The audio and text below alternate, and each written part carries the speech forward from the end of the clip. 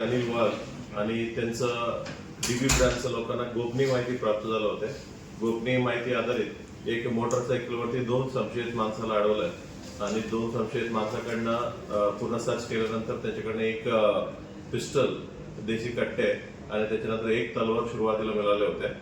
मग ते दोन्ही माणसाचं नाव आहे धनंजय उर्फ धीरज दत्तू कोली, वय 20 वर्ष, राहणारे धरणगाव जिल्हा जळगाव जिल्ह्याचं. दुसरा आरोपीचं नाव आहे अक्षय मारुती डोले, वय 23 वर्ष, नेरी दिगर जामनेरचा राहणार आहे.